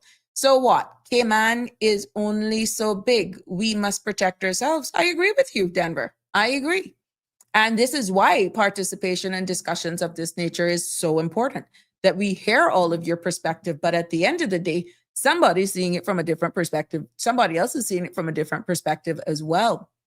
It has become very topical because I think people are now being more in tuned, being more informed, and persons are asking the right questions. Individuals, common day-to-day members of civil society are actually having sound conversations around tables, and we are waking up. And I feel that at the end of the day, we are at a turning point here in the Cayman Islands, where you have been empowered, you have been emboldened, and you are asking the right questions. You are coming publicly and you are making your comments. And trust me, people are listening. Leaders are listening. And when more of these types of discussions are being had, and you can present your view, the other person present their view, and then you look at what the government is actually presenting, and you all hash it out, which is why speaking is so important. which is why spaces like this is so important. We need your views. We need your opinions. And trust me, they are listening. Wake Up, the Cayman Islands is saying, hello, Miss Sabrina. At the end of the show yesterday, you spoke briefly on dual citizenship. Could you elaborate on that a little more? Yeah. Oh, I did. Yes. There was a question asked whether or not we could have dual citizenship, like somebody gets Caymanian status, whether or not they would have to give up their citizenship from where they're coming from. The answer straight up is no. They do not have to give up their birthright citizenship when becoming Caymanian status holder, because of the mere fact that we are a British Overseas Territories jurisdiction that allows dual nationality, dual citizenship. So it's because of that very same nature that the Cayman Islands, it is a British Overseas Territory dependent jurisdiction. They allow persons to have dual citizenship. In many cases, people have 3-4 passports. It all depends on the country where is issuing their passport. In the Cayman Islands, our Cayman passport is a travel document. It doesn't make one a citizen. But outright, clean and straight, because the Cayman Islands is a British Overseas Territory jurisdiction, persons are allowed to hold multiple citizenships. So I hope, Wake Up, that answers your question or gives you more clarity. Miss Barbara G, how you doing, my sweet? Owning a house should in no way be considered in granting status, as it's driving up prices for everyone. Well, we heard a different side of that from Mr. Belika. One of the requirements, Miss Barbara, was whether or not you invested in property, that you were given a better chance of, and it was for PR, not for status. It was for permanent residency. For those persons who are here on work permits for 8 years or more, those persons were able to, once they can prove that they had invested in or on their way to owning property, and they could demonstrate where they have done an injection of X amount of dollars. The minimum was 20,000. Cayman bracket was a little less. Once you bought properties in the sister islands, it was less. And a number of these fees included closing fees and stamp duties that could go towards that 20,000. So in this case, it wasn't for status, Miss Barbara. It was for permanent resident. Scott, no fault divorce will further lower marriage numbers and the birth rate. But my love, people are asking for it. People are asking for it. The law is, you really think it would lower birth rate? Scott, no. I don't think it would, to be honest, the no fault, because the children are here whether or not. I mean, gosh, you're having anchor babies right now. But I don't really think it would do an impact on the birth rate. You may actually see an increase in marriage if the no fault divorce comes in play. So could be interesting, but it would be good to look at that, Scott. It would really be. I could be honest with you. If it's easier to get out of, I don't see why the numbers of marriages would go down. I see the numbers possibly of marriages going down. More deterrent for this annual declaration once you get your status. So you may last out for the 15 years and eventually qualifying for citizenship, Cayman status. But then this annual declaration for 7 years after you get it, or if you, for whatever reason, go off island for reasons, for work, for education or medical reasons, you possibly will risk the chance of losing it. I think that's more deterrent. People will be like, I can't fool with this crap. I'm going to marry you because I love you. And whatever the hoops and hurdles is, I guess we'll have to go through it. And this is why I said what I said earlier on. If it's going to work, it's going to work. And if it's not going to work, exit stage left. And that's where the no fault conversation came in. So I really think, to be honest, any deterrent of marriage, it wouldn't necessarily be that no fault. Just me. but I like your feedback. Give me your take on that. Look at it from the other side, Scott E.B. Look at it. Wilbert. Hi, Sabrina. What about rollover? Do they have something in place for it? Is it still 9 years? Currently, yes, the rollover is still 9 years. Once this new this new law that is being proposed did not change the rollover. The rollover for work permits remains the same. What has changed, Wilbert, is those persons who are married to Caymanians, the length of time it takes for them now to be eligible to apply for Caymanian status once they're married after this new law comes in effect. What we're hearing is that this new law will come into effect in March of 2026. So anybody who gets married between now and before this law come into effect, you would not have to wait for 15 years. You would still be eligible to apply for Caymanian status after 7 years. If you get married after this law comes into effect, then guess what? You then would have to wait for 15 years. That's how we're understanding it. That's the transition clause. If someone who just arrived here 6 months ago, 3 weeks ago, because they have already started their term limit under the current law, they will be eligible to benefit from all of what the current law in its stance is saying right now. This is why the last caller was alluding to that says anyone who's already here and have started their immigration journey, meaning you have already just started your term limit, you just came to take up a job, you just came to take up a government contract, let's say, you will be under the old law. You would not be dealt with under the law that was just passed because that's not yet in effect. That's going to come into effect from what we're hearing in March of 2026, Denver. Have you looked into the taxation of Bitcoin? No. People invested in hedge funds and are not going to be taxed as far as I know. Denver, remember the conversation? Oh, Danny, ear could be burning. Denny was saying that even conducting business here with Bitcoin, unless you deal with one of the, I think there are about two when I did my research, either one or two businesses here that are dealing with being able to trade Bitcoin currencies and all that sort of stuff. But your banks, our local banks, are not allowing you to engage in any transactions with Bitcoin. And for what my memory serves me is because that type of trading with that type of currency, Bitcoin or otherwise, is in direct competition with the banks. So if they see you're transacting any business, anything to do with Bitcoin, they have the right to decline you from doing any transaction with, let's say, your debit card or any online transfer with any companies to deal with Bitcoin. So no, I have not looked into taxation of Bitcoin.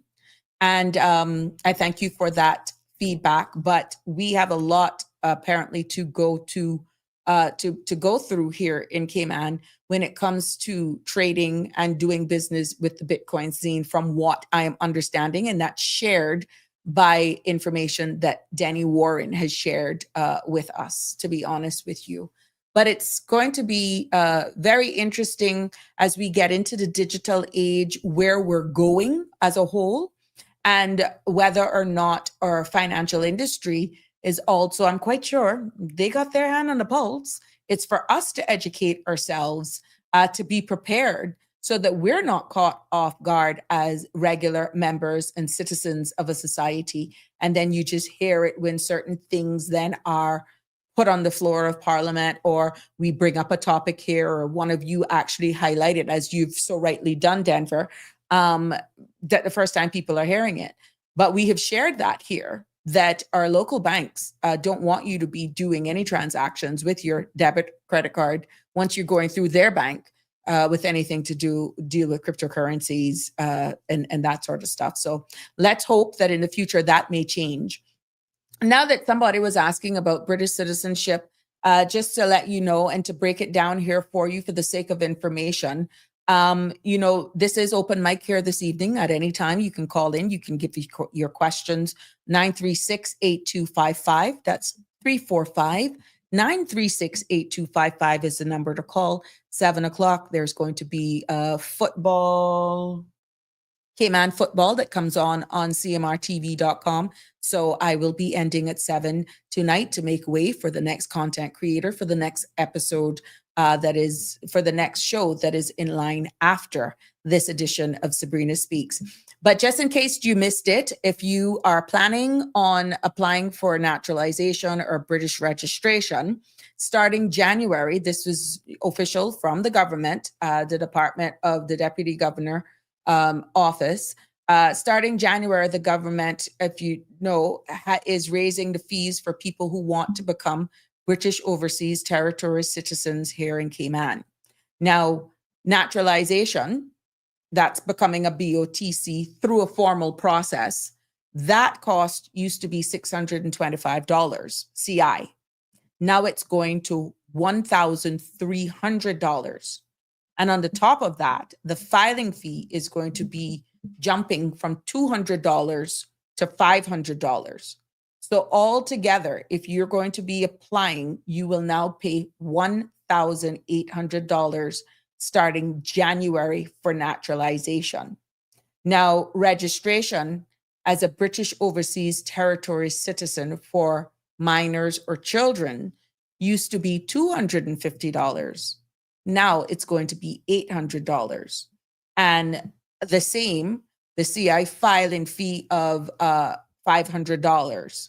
So the $500 will be the filing fee. Now, what this means is that the total is $1,300 per person. And we know that there's a lot of marriage checks, that sort of stuff that has to be done.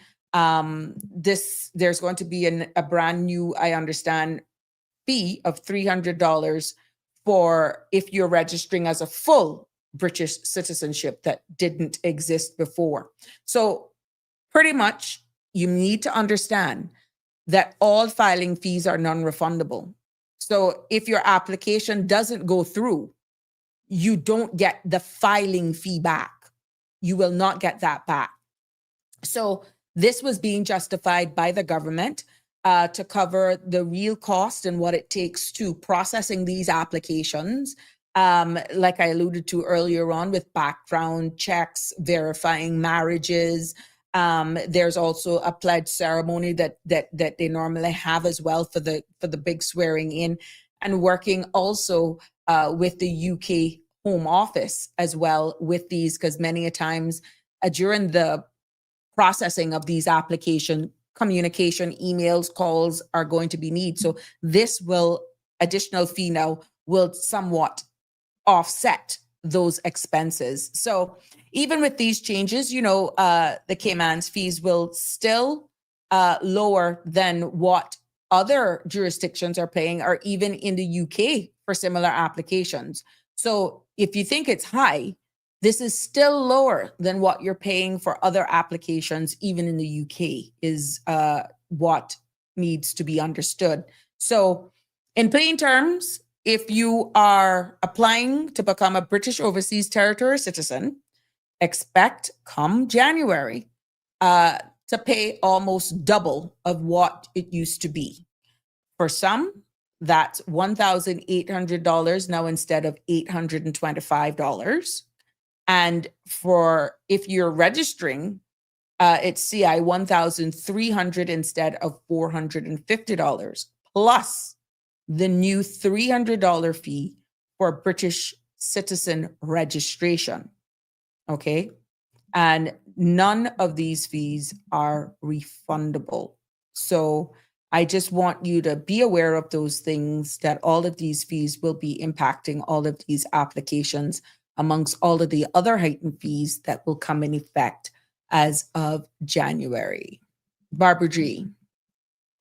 I'm afraid of Bitcoin and still waiting to see it fall apart.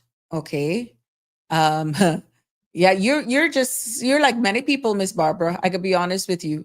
Dean says the government is talking out of both sides of their mouths saying they are pro-Caymanian, yet they're still catered to non-Caymanians. How you came to that, Dean? Give me a little bit, give me some more context on how, with that. I just want you to finish exactly what you're saying, Dean. That's why. So you're saying the government is talking out of both sides of their mouths, saying that they're pro-Caymanian, yet they're still catering to non-Caymanians. In what way? Is that the fees for naturalization? Is that the PR? Is that what? Where are you coming from with that? So I can put more context to it.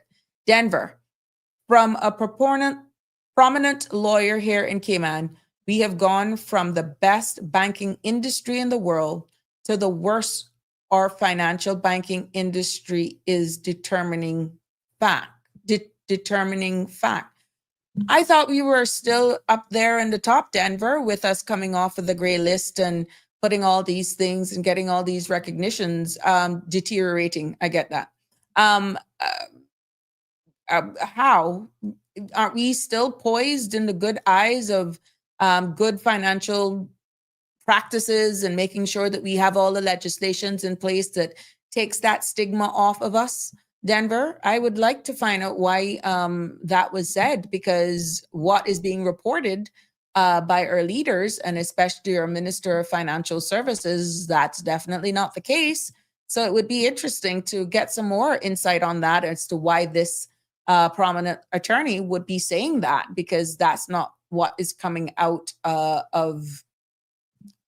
from international standpoint, with us putting the necessary legislations in place. And they're saying we're still very strong. The financial industry here is very strong. So it's interesting. Now, if it's deteriorating, as you said, what would be the cost of that? Is it with some of the laws? Because we know somewhere, somehow, Denver, we're all connected somewhere. And this is why crime and national security is of paramount importance. This is why a decent healthcare system, public health system, access tourism product, when it comes to a cargo facility, when it comes to airport and all that sort of stuff, these all play into making our jurisdiction and, of course, our legislation. It all plays into attractiveness. But from the financial industry standpoint, that'll be interesting. What is deteriorating and why? What is the biggest cause?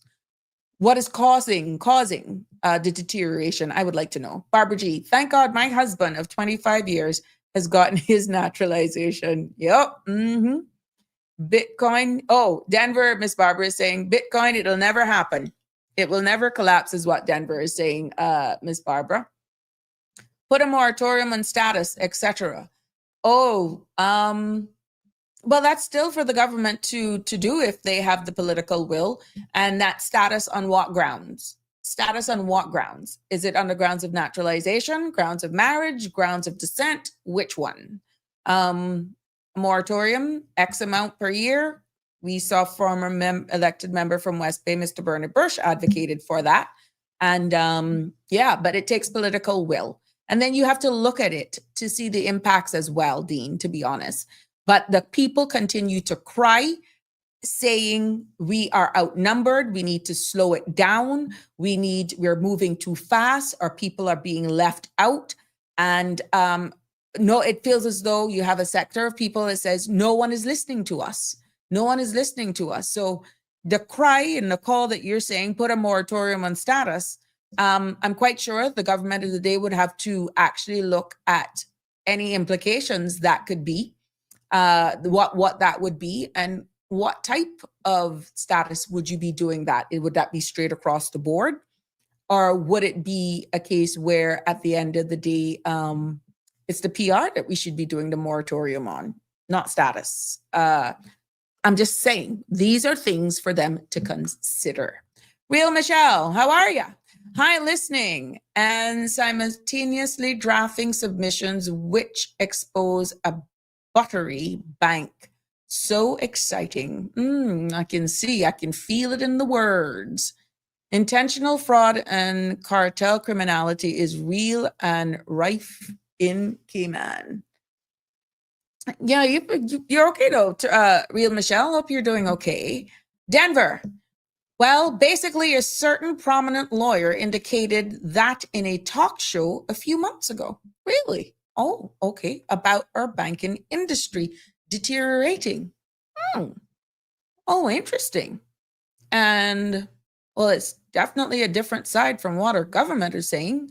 And I guess it's saying we're still attractive jurisdiction, and that's why the cable, the Maya, the Maya, whatever that cable bill that was just passed the other day, and how it's going to play for our healthcare and the banking industry, and keeps us connected to the world. And these are all infrastructure that makes us very unique. You see the MOU and the Cayman Islands in the UK the other day just joined up forces by being the international hub here, where the Honorable Premier and Minister J.E. Banks and the Minister of Finance was also there in welcoming this industry. And it was because of the legislation that we are now passing. It is now because of all of the digital infrastructure now that we are actually putting in place along with the legislation, that we're creating an environment that is making the jurisdiction very attractive, Denver.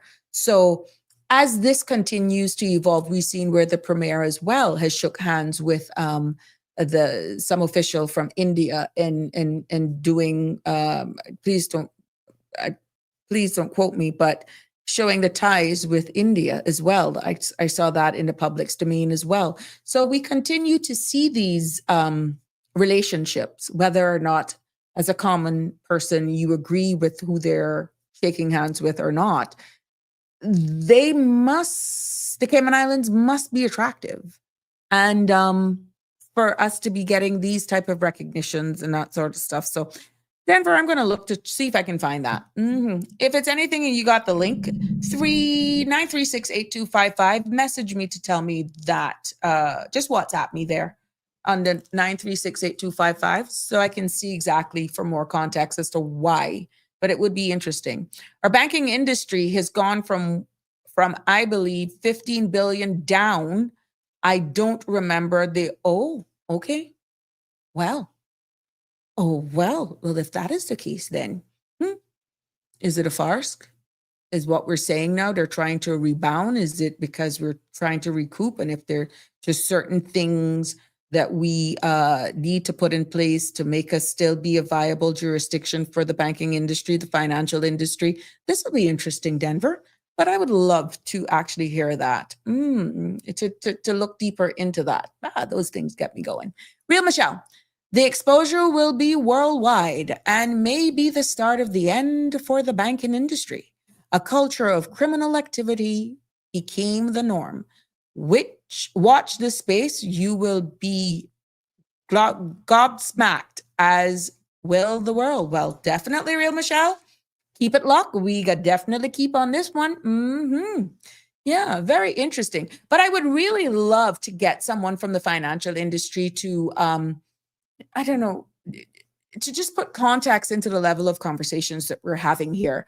What makes us attractive, yet our people still feel that they value little to nothing? And this is why, again, kudos to Sariba in leaning into the government and answering the call. Who will be next? Will it be the Bankers Association? Will it be, what other industry will be next? Will it be the insurance industry? What other industry will be next so that we can would it be the utility companies? It will be interesting how the business sector responds to this as we continue to, when you hear about private to public partnership, these are some of the things that they're talking about, right? And Sariba has definitely stepped up and hoping now that come February of 2026, first-time homeowners will see a difference of $5,000, and that's good. I must say, congratulations to them for that. The Real Michelle, okay, yeah, all right, good. That's the 936-8255. Send me the WhatsApp, and then I can see if I can find it to bring context to it, right? And we can discuss it here. Remember now, Friday, my last day. I know a lot of you don't like to hear that. Last day for this year. I'm going to take some time. It's the company registration and no income tax which initiated the banking boom in Cayman. Oh, okay. Yep. And that was one of the leading things I can remember as a child growing up, that if you did not want to work in a bank, like everybody aspired, like that was the way to go, getting to the banking industry. Other areas you didn't even look on, Michelle, as a young Caymanian growing up. Everyone was trying to get a job in the bank.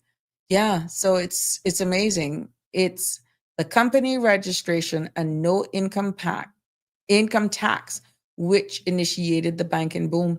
Yeah, no income. It definitely makes us very attractive. No income tax. And this is why certain legislation has to put in place, because movies that have been shot here paints a different light on the jurisdiction. And we are trying, and I'm paraphrasing now, the Premier saying we want to take that stigma off of us, as we're only looking at housing, quote unquote, money that is tainted, dirty money, that we want to stop that. And with all of these things, that laws and legislation and infrastructure that they're putting in place, they will hopefully break that stigma for what the Cayman Islands is known for. Dean says we have a two-party government, nationalist and conservative liberal. That's Dean's opinion. Yep. And I've heard that a lot recently, for true. Yep. So you may have a lot of people agreeing with you, Dean. Tartarian, I read the book, The Secrets of Banking, and learnt that banks by law are not supposed to lend money and take your promissory note. Interesting. Maybe I need to look into this banking thing. Look, I'm not a person for numbers. I tell them, oh no, I'll make it for you. And I'll know if you take anything from me. But oh my God, it was never my strong point. Was never. But you take $1 from me, I bet you I'll know. Banksters are gangsters. Oh, I like the ring of that. Well, you know what? We have come to an end of another episode of Sabrina Speaks, just like that, for this Open Mic Wednesday. I want to thank all of you for your comments. I want to thank all those persons for their calls and for your participation as we continue to learn and grow in this space. That is why our tagline is so profound. We're voices of the islands and conversations for the world. And it takes a lot out of me. I have to now, Denver has got me on. I want to find out about this. And even I'll dig up into something that I saw about Bermuda, not picking on my brothers and sisters over there in Bermuda, because they're very similar to us here. Our tourism and finance, banking is what they make their income from. But there was something that I saw the other day that led to immigration reform that pretty much had a kicker to them. I will go and I'll double check it myself and come back and report my findings for sure. Some banksters call it hot money or sticky money in their quarterly reports. Literally, they use that. Really, Michelle? Oh my. Hot money or sticky money. Look here, I need to look into more of this. Things that this just gets me going. Connie Bonnie, have a wonderful night to you too, my love. Anita, how are you? So you really think the 5,000 from Sariba is a great amount? No, I didn't say it was. I thought it should be more of you of increasing the price for land. What I'm saying is the actual gesture, Anita. I like the fact that at least one industry stepped up, and it is the beginning of things to come. Whether or not the amount of money that they're doing is one step to maybe bigger things, I applaud them for stepping up. They're the first that we are known of, and the Premier making it public, and I give them credit for that. Maybe from this one step, there'll be greater and bigger things. I applaud them so far for being that industry in making the first step forward. So yeah, let's see, Anita. Let's see what else will come. Where there's life, there's hope, baby. But at least they stepped up. Let's see what other industry will do it. It has been a pleasure, like I said, bringing you another episode of Sabrina Speaks. Cayman football is up next on cmrtv.com. Until tomorrow, Thursday. Mwah, love you lots. Enjoy the rest of the afternoon and be careful on the streets. Take care. See you all tomorrow. That's a wrap for today's edition of Sabrina Speaks. Thank you for tuning in and for being part of the conversation. Remember, The dialogue doesn't stop here. Stay engaged, stay informed, and most importantly, stay empowered. We'll be back tomorrow at 5 p.m., same time, same place, right here on CMR TV and radio, where your voice matters and your truth is heard. Until then, Cayman, take care of yourself and each other. That's it for today's edition of Sabrina Speaks, where your voice matters, your story counts, and your truth is always welcome. Join us weekdays from 5 until 6:30 p.m. right here on CMR TV as we dive into the topics that matter most to you. Catch the show live or on demand at cmrtv.com. And don't forget to follow us on Facebook, YouTube, and Instagram so you never miss a moment. Until next time, stay informed, stay engaged, and always speak your truth.